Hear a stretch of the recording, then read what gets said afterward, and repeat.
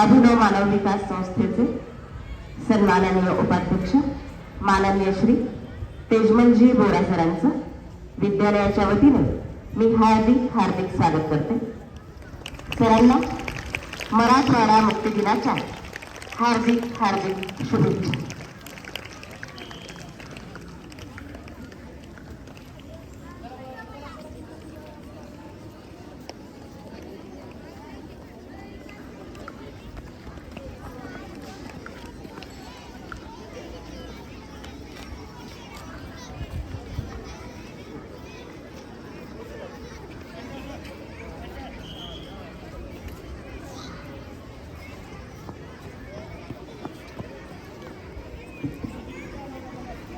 नमस्कार. सर्वप्रथम 75व्या मराठवाडा मुक्ती दिनाच्या आपणा सर्वांना हार्दिक हार्दिक शुभेच्छा. मित्रमैत्रिणींनो, 20 फेब्रुवारी 1707 रोजी अहमदनगर येथे औरंगजेब बादशहाचा मृत्यू झाला. त्याच्या मृत्यूनंतर इसवी सन 1682 ते 1707 पर्यंत चालू असलेल्या मोगल मराठा संघर्षाचा शेवट घडून आला. प्रदीर्घ काळ चालू असलेल्या संघर्षामुळे मोगलांचे साम्राज्य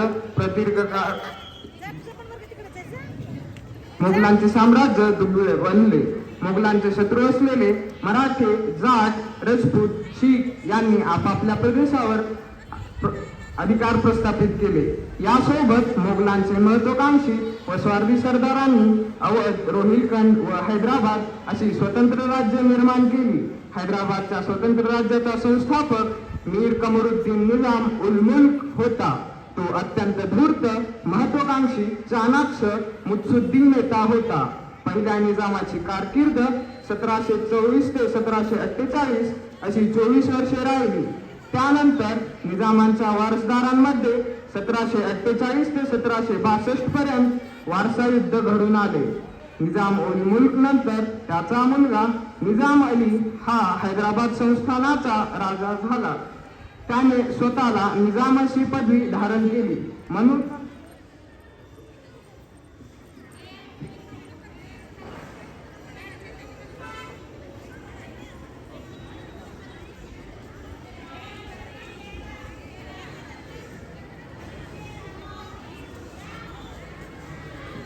अभिनव मानव विकास संस्थेचे सहसचिव माननीय श्री सुभाषजी कासले सर यांचे विद्यालयाच्या वतीने मी हार्दिक हार्दिक स्वागत करते.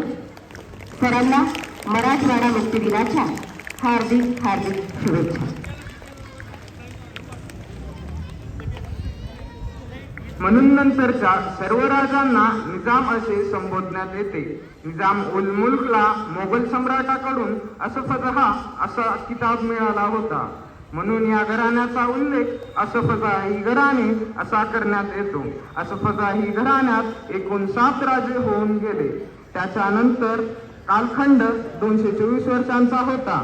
शेवटचा निजाम मीर उस्मान अली त्याच्या काळात मराठवाडा मुक्ती संग्राम घडून आला.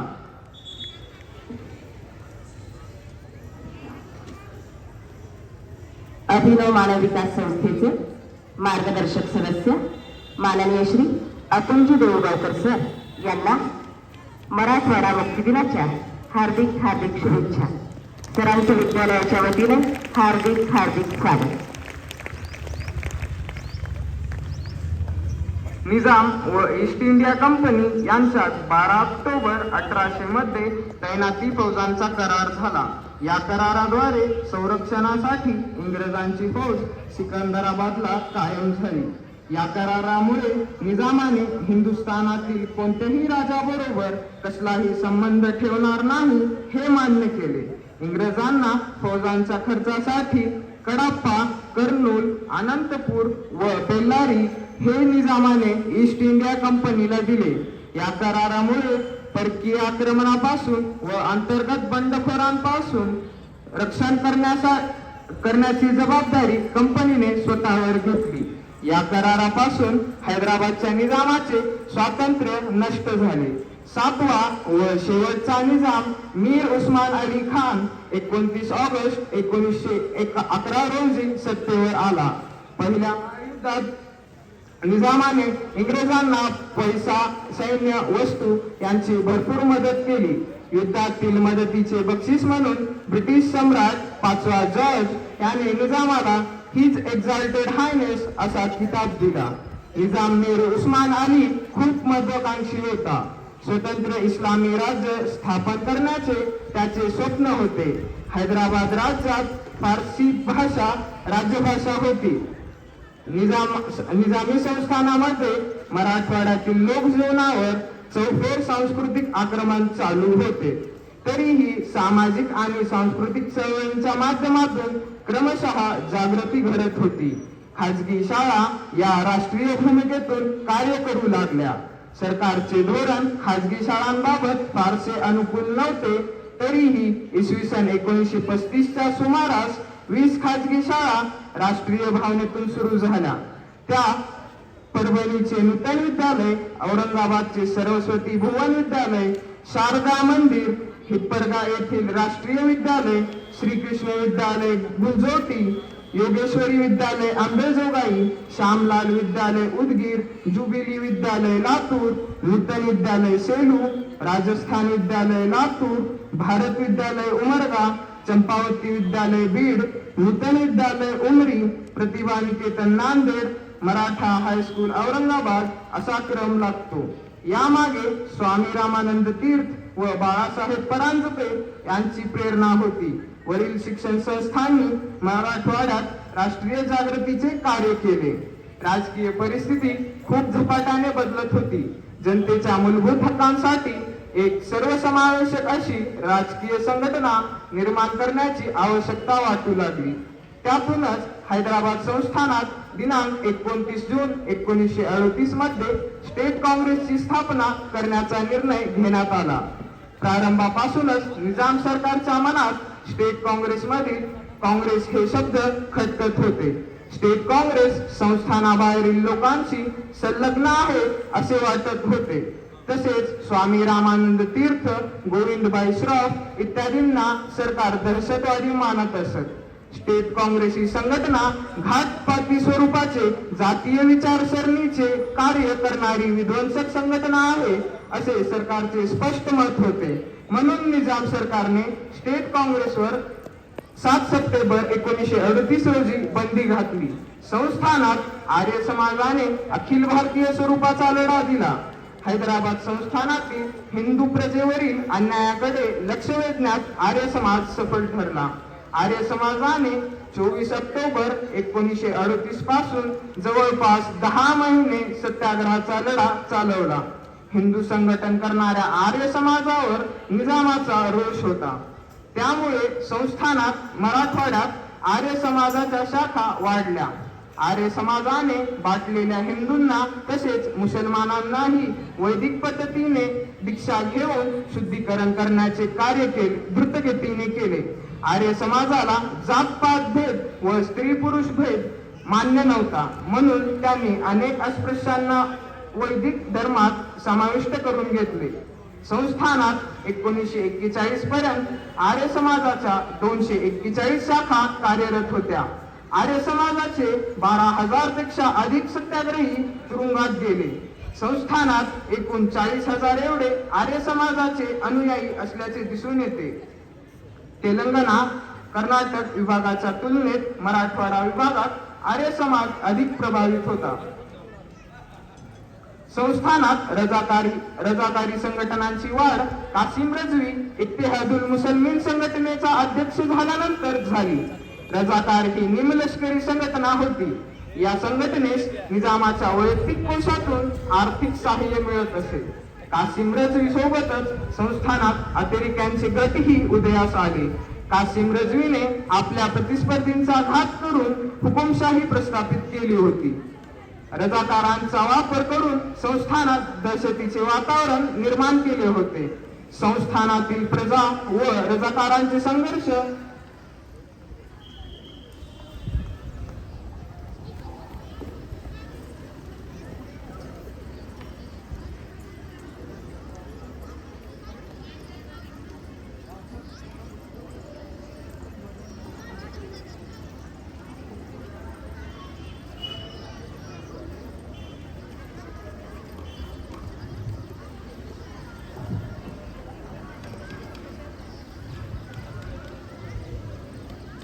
आजच्या ध्वजारोहण समारंभाचे प्रमुख पाहुणे माननीय श्री पन्नालालजी सुराणा सर यांचे विद्यालयात आगमन झालेले आहे.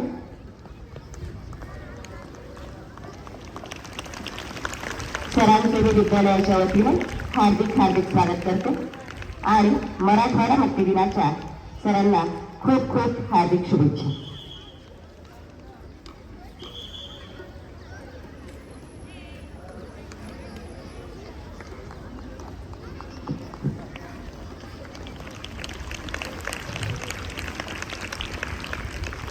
सुस्वागतम सुस्वागतम सुस्वागतम.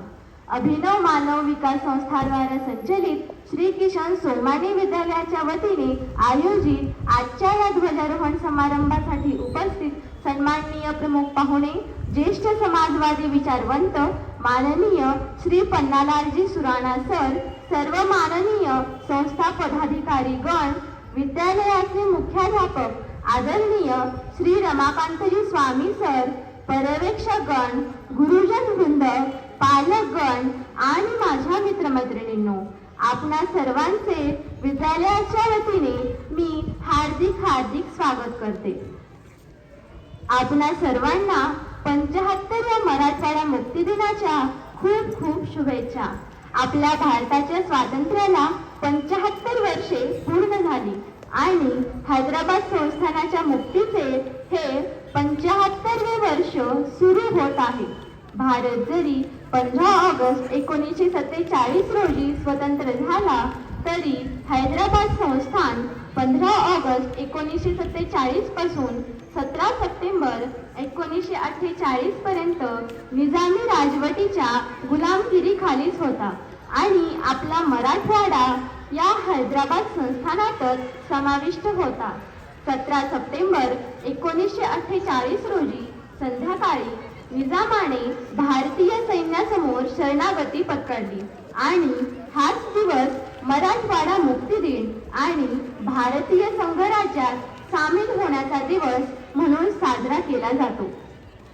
असंख्य हुतात्म्यांच्या बलिदानातून, अनेकांच्या त्यागातून स्वामी रामानंद तीर्थ, गोविंदभाई श्रॉफ, गोविंदराव पानसरे, माणिकचंद पहाडे, आखरू वाघमारे, भाई श्यामलालजी, नरेंद्रदेव, शेषेराव वाघमारे, बाबासाहेब परांजपे अशा सहस्रावधी स्वातंत्र्य सैनिकांच्या तथा गोदावरीबाई टेके, दगडाबाई शेळके, सुशीलाताई दिवाण, आशाताई वाघमारे, कावेरीबाई बोधनकर अशा कित्येक रणरागिणींच्या लढ्यातून हा मंगल दिवस उजाडला आणि हा हैदराबाद संस्थान मुक्ती दिन साजरा करण्यासाठी आज आपण सर्वजण या ठिकाणी जमलेलो आहोत.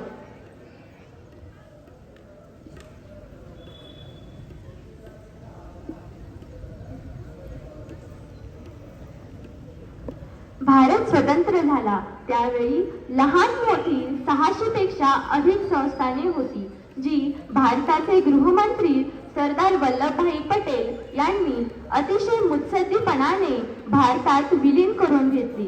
पण हैदराबाद संस्थानाच्या विलिनीकरणाचा प्रश्न सरदार पटेलांना कणखर भूमिका घेऊनच सोडवावा लागला.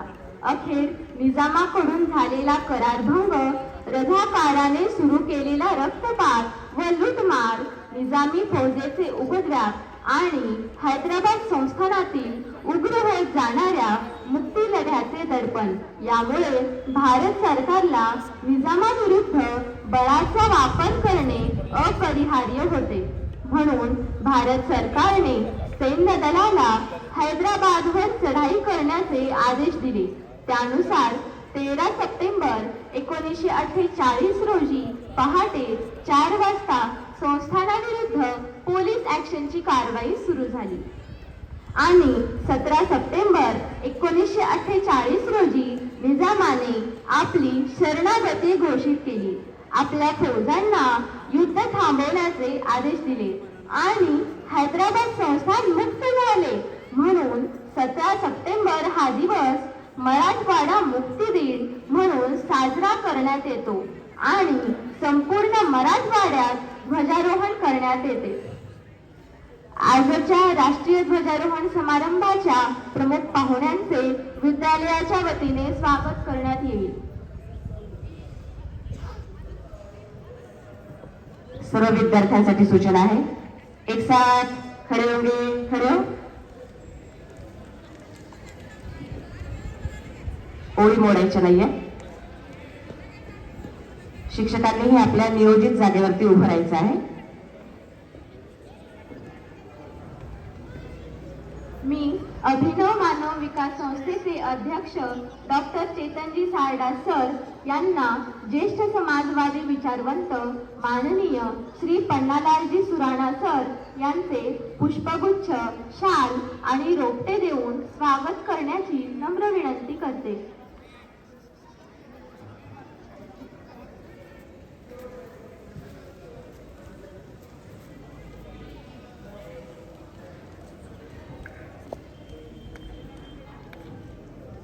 विद्यालयातील कला शिक्षकांनी टाकाऊतून टिकाऊ अशी तयार केलेली ही रोपाची कुंडी प्रमुख पाहुण्यांना भेट देऊन त्यांचे स्वागत करण्यात येत आहे.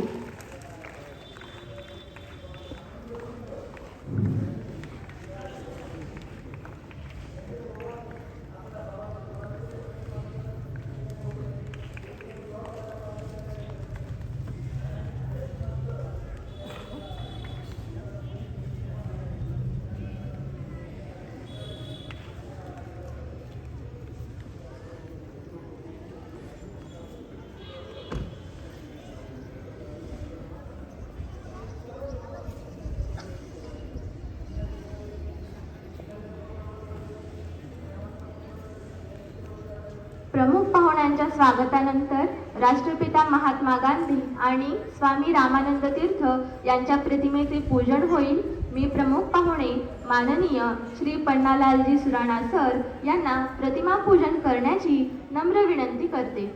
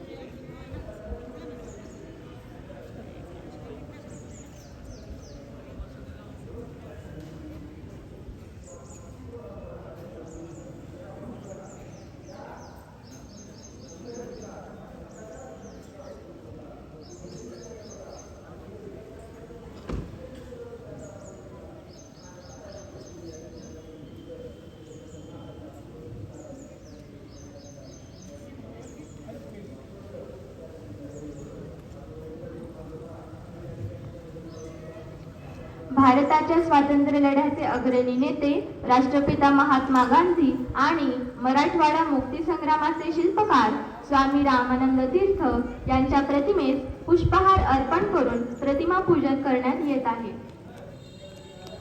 हैदराबाद मुक्ती संग्रामाचे नेतृत्व करणे ही तारेवरची कसरत होती आणि स्वामी रामानंद तीर्थ यांनी अत्यंत समतोलपणाने, शांत वृत्तीने परंतु अतिशय खंबीरपणे हैदराबाद संस्थानातील स्वातंत्र्य आंदोलनाचे नेतृत्व केले. या लोकशक्तीच्या मांत्रिकांना, लोकनायकांना शतशत नमन. सोडिले सर्व घरदार, सोडिला सुखी संसार, ज्योती समजीवन जगले, ते अमर हुतात्मे झाले, ते अमर हुतात्मे झाले. अशा देशासाठी लढणाऱ्या, मुक्ती लढ्यात प्राणाची बाजी लावून तुरुंगवास भोगून मुक्तीची पहाट आपल्या जीवनात आणणाऱ्या सर्व ज्ञात अज्ञात स्वातंत्र्य सैनिकांना आदरांजली अर्पण करूया.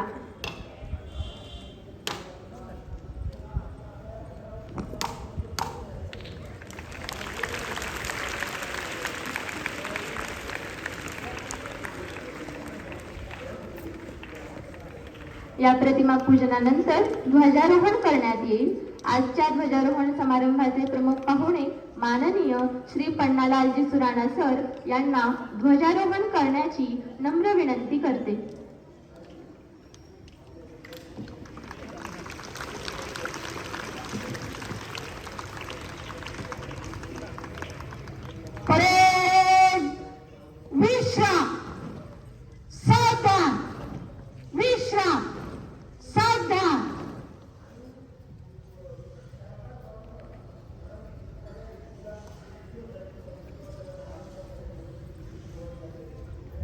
एक साथ राष्ट्रध्वज को सलामी दोगे, सलामी दो। एक साथ ऊंची आवाज में राष्ट्रगीत शुरू करेंगे। शुरू कर। जनगण मन अधिनायक जय हे भारत भाग्य विधाता। पंजाब सिंध गुजरात मराठा द्राविड उत्कल बंगा। विंध्य हिमाचल यमुना गंगा उच्चल जलधि तरंगा। तव शुभ नामे जागे, तव शुभ आशीष मांगे। गाहे तव जय गाथा, जन गण मंगल दायक जय हे भारत भाग्य विधाता। जय हे, जय हे, जय हे, जय जय जय जय हे। दो घोषणा सर्व विद्यार्थ्यांनी आणि पालकांनी मोठ्यानं द्यावी। भारत माता की, भारत माता की, भारत माता की। एक साथ प्रतिज्ञा के लिए तैयार होंगे। तैयार हो।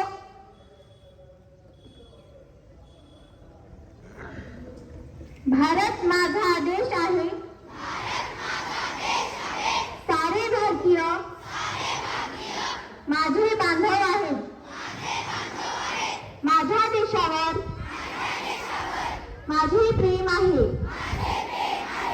माझ्या देशातल्या समृद्ध आणि विविधतेने नटलेल्या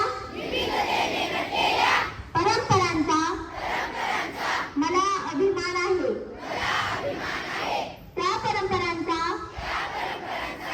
पायीक होण्याची पात्रता माझ्या अंगी यावी म्हणून मी सदैव प्रयत्न करीन. मी माझ्या पालकांचा, गुरुजनांचा आणि वडीलधाऱ्या माणसांचा मान ठेवीन आणि प्रत्येकाशी सौजन्याने वागेन. माझा देश आणि माझे देश बांधव यांच्याशी निष्ठा राखण्याची मी प्रतिज्ञा करीत आहे. त्यांचे कल्याण आणि त्यांची समृद्धी यातच माझे सौख्य सामावले आहे. जय हिंद.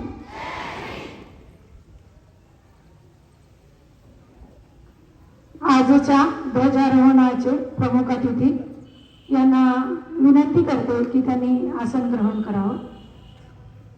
तसेच संस्थेचे मान्यवर पदाधिकारी, विद्यालयाचे मुख्याध्यापक, मान्यवर पालक आणि सर्व विद्यार्थी आणि मान्यवर शिक्षक यांनाही मी विनंती करते की त्यांनी आसनस्थ व्हावं. विद्यार्थ्यांसाठी सूचना आहे, एक साथ बैठेंगे, बैठ जाओ.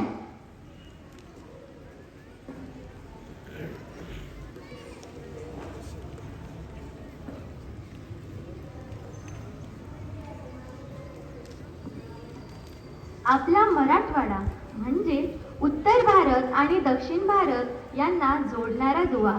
ऐतिहासिक काळापासूनच महाराष्ट्राच्या सामाजिक आणि सांस्कृतिक जडणघडणीमध्ये अग्रभागी असलेला प्रदेश. अशा मराठवाड्याची गौरवगाथा सादर करण्याची विनंती विद्यालयातील गीतमंचाला करते.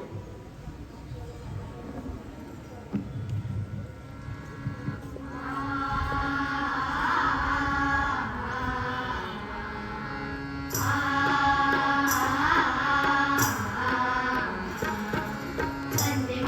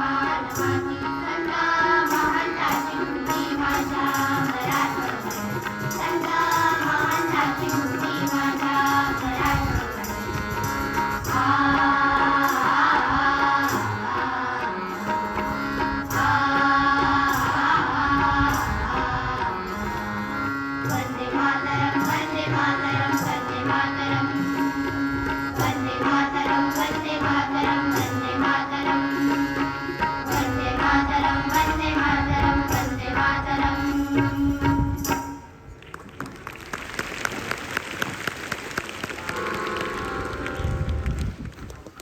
राष्ट्रध्वज, राष्ट्रगीत या राष्ट्रीय प्रतीकांच्या माध्यमातूनच तर आपण सर्व भारतीय एका सूत्रात बांधले जातोच, पण त्याबरोबरच आपल्या राष्ट्राच्या जडणघडणीत आणि राष्ट्रबांधणीत योगदान देणाऱ्या आपल्या शूरवीर, निर्भय आणि राष्ट्रनिष्ठ पूर्वजांचा इतिहासही आपल्याला एकत्र राहण्याची आणि एकजुटीने, एक दिलाने राष्ट्रनिर्मितीच्या कामात वाटा उचलण्याची प्रेरणा देतात.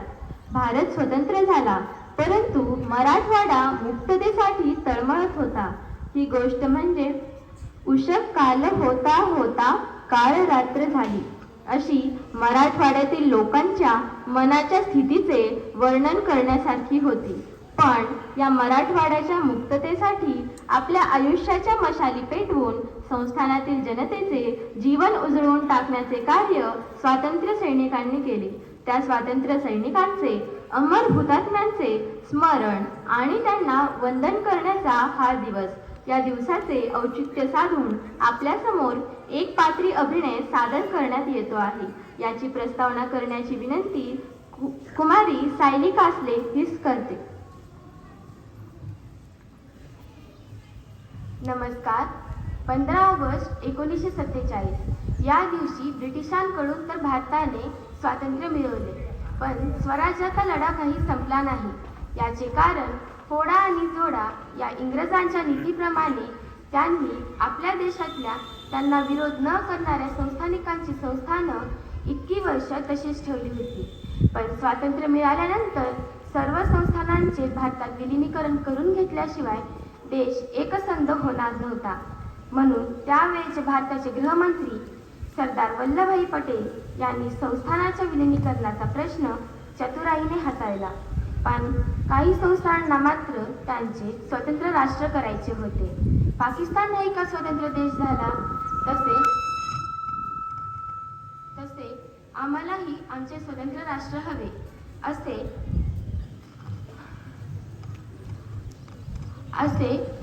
आम्हालाही आमचे स्वतंत्र राष्ट्र हवे असे काही जणांचे म्हणणे होते. म्हणून ते भारतात विलीन व्हायला तयारच नव्हते. त्यापैकीच एक हैदराबादच्या निजामाचे संस्थान. निजाम काही केल्या वल्लभभाईंना बदत नव्हता. त्याचा फायदा कासिम रजवीने घेतला. त्याने रजाकार नावाची एक संघटना तयार केली आणि भारतामध्ये विलीन होण्याची इच्छा असणाऱ्या लोकांवर रजाकारांनी अत्याचार करायला सुरुवात केली व हैदराबाद संस्थानात दहशत पसरवली. त्या दहशतीच्या विरोधात तितक्याच धीराने लढा देणारे अनेक स्वातंत्र्य सैनिक पुढे आले. त्यापैकीच एक हुतात्मा वीरांगना गोदावरीबाई टेके. आज त्या काळातील प्रत्यक्ष इतिहास सांगण्यासाठी आणि आपल्याशी संवाद साधण्यासाठी स्वतः गोदावरीबाई टेके आपल्या समोर येत आहेत.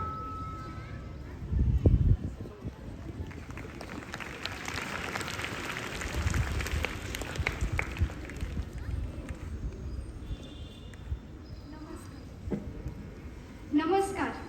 मी गोदावरीबाई किसनराव टेके. वाघासारख्या तडफदार किसनरावांना रजाकार जरा दप्पूनच असत. हे मी आणि आमचा मुलगा असं आमचं हे 3च माणसांचं कुटुंब उस्मानाबाद जिल्ह्यातल्या ईट गावी राहत होतं. हे रजाकारांच्या अत्याचाराविरुद्ध लढत होते आणि माझा मुलगा सरहद्दीवरील कॅम्पवरून स्वातंत्र्यासाठी लढत होता. शत्रूला मारावे मरावे हेच या दोघांचं ब्रीदवाक्य होतं. एकदा मात्र रजाकारांनी डाव साधला. यांच्या मागावर असलेल्या रजाकारांनी एकदा निशस्त्र असलेल्या किसनरावांवर दुरूनच गोळीबार केला. ते जागीच ठार झाले. यांच्या निधनाची ही दुःखद वार्ता मला कळली. माझा मुलगा तर कॅम्पवर गेलेला, मी घरी एकटीच. अशा परिस्थितीत रडत बसणं हे मला मान्यच नव्हतं. माझ्या डोळ्यातून अश्रू आले नाहीत, त्याच्या जागी सुडाची भावना दिसून आली. मी भित्री नव्हते, घाबरट नव्हते, आणि डगमगणारे तर मुळीच नव्हते.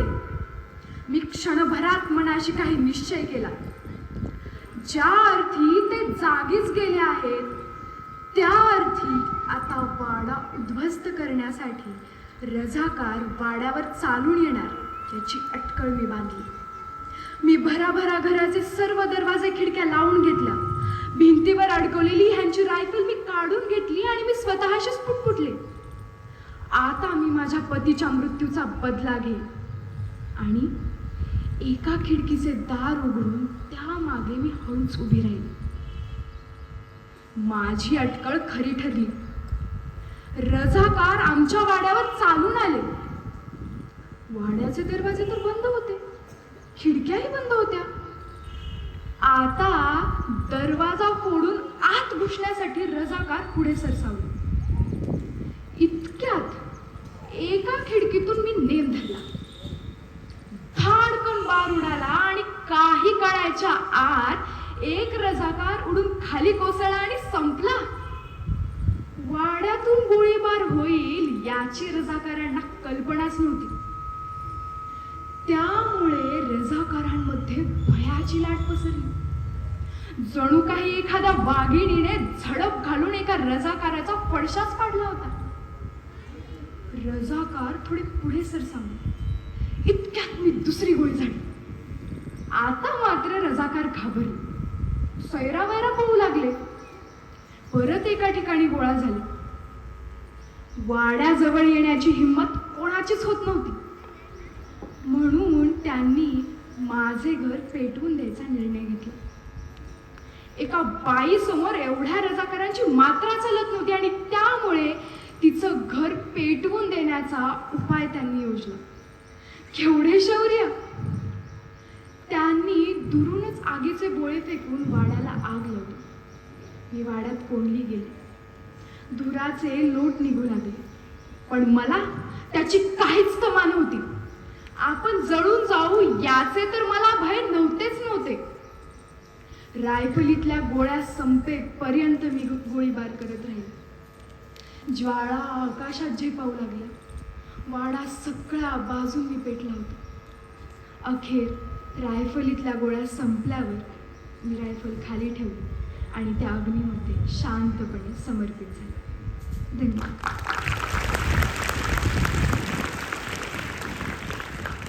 संताजी तानाजी धनाजी शिवरायांची धरती, कधी न चुकली जुलमापुरती अशी मराठी माती. विभूतींच्या त्या महानतेचे आपल्या मधुनी बीज रुजावे, असेच कोणी पुन्हा एकदा आपल्यातूनही जन्मा यावे. इयत्ता 8वी मधील कुमारी गायत्री शेरीकर या विद्यार्थिनीने आपल्या अभिनयातून साकारलेल्या हुतात्मा गोदावरीबाई टेके यांच्या व्यक्तिचित्रणाचे आपण साक्षीदार आहोत. तो काळ आणि ते दृश्य नक्कीच काही क्षण आपल्या डोळ्यासमोरून तरळून गेले असेल. धन्यवाद गायत्री. यानंतर आजच्या ध्वजारोहण समारंभासाठी प्रमुख पाहुणे म्हणून लाभलेले ज्येष्ठ समाजवादी विचारवंत माननीय श्री पन्नालालजी सुराणा सर यांचा आपणास परिचय करून देण्याची नम्र विनंती अभिनव मानव विकास संस्थेचे मार्गदर्शक सदस्य माननीय श्री अतुल देऊळगावकर सर यांना करते.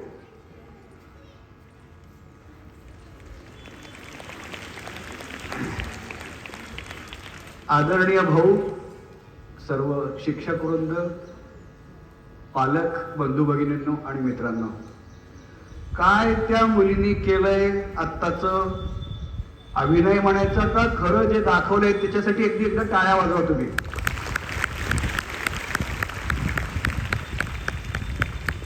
सध्या ना मी वृक्ष संगीत तयार करतात का अशी काही पुस्तकं वाचतोय. म्हणजे युरोपमध्ये काही प्रयोग चालू आहेत. जगदीशचंद्र बोसांनी वृक्ष संगीत ऐकतात हे सांगितलं होतं वनस्पती, पण वनस्पतींचं संगीत तयार होतं का तर plantwave.com याच्यावर जायचं.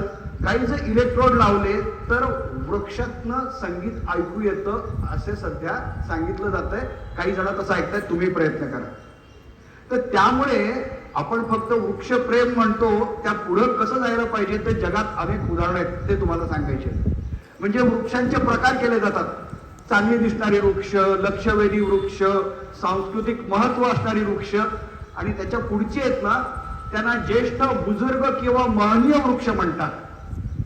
त्यांचं वय 100, 150, 200 वर्षाचं असतं, जे अनेक आपत्तीतनं सुद्धा टिकून राहतात. म्हणजे उदाहरणार्थ जपानमध्ये तुम्हाला कल्पना आहे, हिरोशिमा नागासाकी 6 ऑगस्टला जे बॉम्ब हल्ला झाला त्यामध्ये सगळे तिथले वृक्ष जळून गेले, पण हिरोशिमामध्ये 70 आणि नागासाकीमध्ये 150 वृक्ष टिकून आहेत. त्यांना म्हणतात हिबाकू जुमोका, म्हणजे महनीय. अशी आपत्ती सहन करून टिकलेले वृक्ष महनीय. त्याच्यापेक्षा जे मोठे वृक्ष असतात त्यांना प्राचीन वृक्ष म्हणतात. 400, 500, 1000 वर्षाचे वृक्ष आहेत. आता तुम्ही म्हणाल तुम्ही हे वृक्षाचं काय चालू केलं, तर वृक्षाचं महत्व काय, काहीही न मागता ते देत राहतात. आपण सगळ्यात प्रेम कोणावर करतो, आईवर. आई का, कारण विनाशर्त प्रेम करते ती आई. असं विनाशर्त प्रेम कोण करतात, वनस्पती, वृक्ष आणि आपले प्राणी पण. अशा व्यक्ती पण असतात की जे विनाशर्त पूर्ण समाजाला काही देत राहतात, विनाशर्त. आणि जे वृक्षासारखी सगळ्यांना सावली देतात, माया देतात. अशापैकी आजचे आपले प्रमुख पाहुणे आणि अध्यक्ष आहेत पन्नालालजी सुराणा. तुम्हाला लक्षात येईल का, 91 वर्षाचे पन्नालालजी सुराणा आपण सांगितल्यामुळे आज इथं आलेले आहेत. आणि त्यांनी केवढा कालखंड पाहिलेला आहे.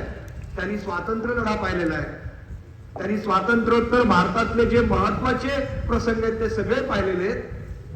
आणि आपण ज्याला विचारवंत म्हणतो, ज्ञानपीठ म्हणतो, विद्यापीठ म्हणतो, असं हे पन्नालालजी सुराणा नावाचं एक मुक्त विद्यापीठ आहे.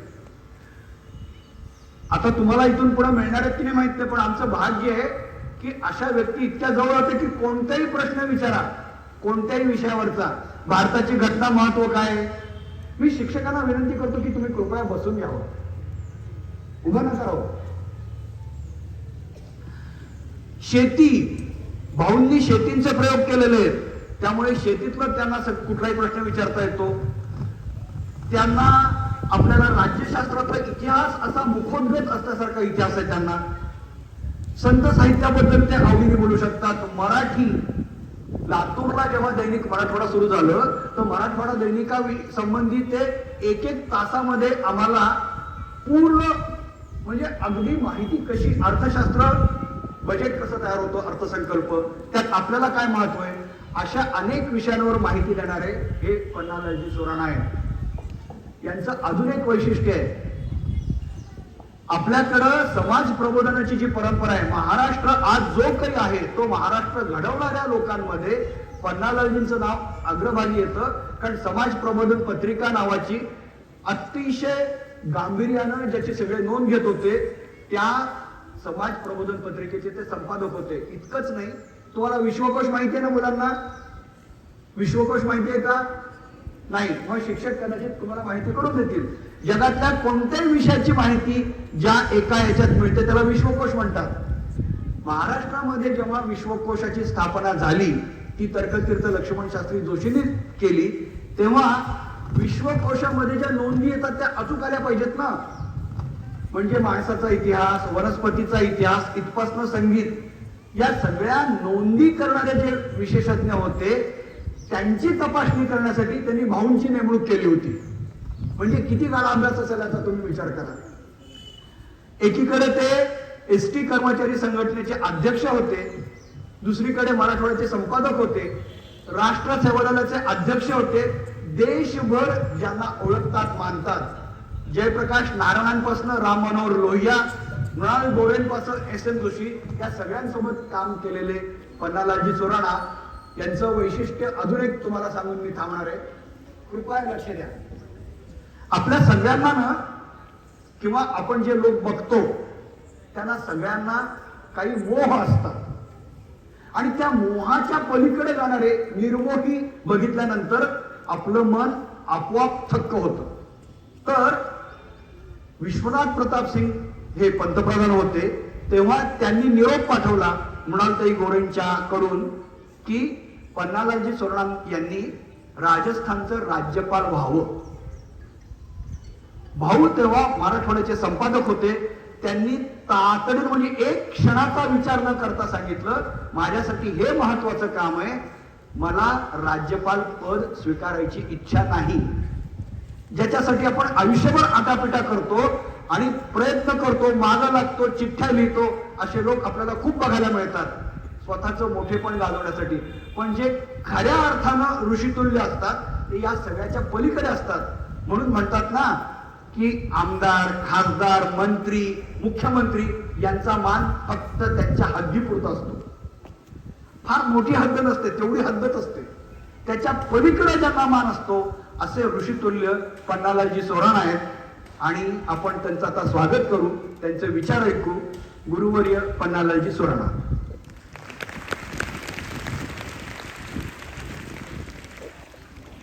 आजच्या राष्ट्रीय ध्वजारोहण कार्यक्रमाचे प्रमुख पाहुणे माननीय श्री पन्नालालजी सुराणा सर यांना आम्हास मार्गदर्शन करण्याची नम्र विनंती करते.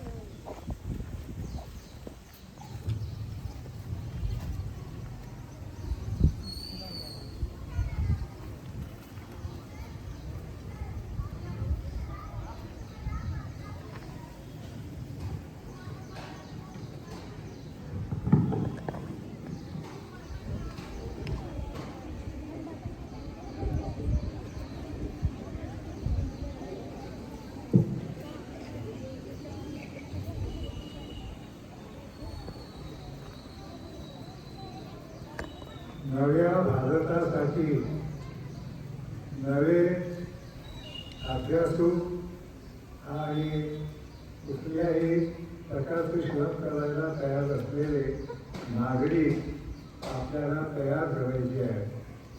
आणि हे काम नवं ज्ञान, तंत्रज्ञान याचा उपयोग करून करायचं आहे. या हेतूनं, या दिशेनं चालवली जाणारी ही अभिनव शिक्षण संस्था, या संस्थेच्या शाळेत तुम्हा सगळ्या मुलामुलींना शिक्षण घ्यायची संधी मिळते, ही अतिशय आनंदाची गोष्ट आहे. तुम्हाला ही संधी मिळते, मी तुमचं अभिनंदन करतो. तुम्ही मगाशी ऐकत गोदावरीबाई शिर्के हुतात्मा यांचं चरित्र काय होतं ते असा त्या वेळेला करावा लागला. शस्त्रांचा अतिशय भयंकर उपयोग रजाकार करत होते, म्हणून त्यांना टक्कर देण्यासाठी काही काळ आपल्याला शस्त्र हातात घ्यावी लागली. पण आपला मार्ग शांततेचा, अहिंसेचा.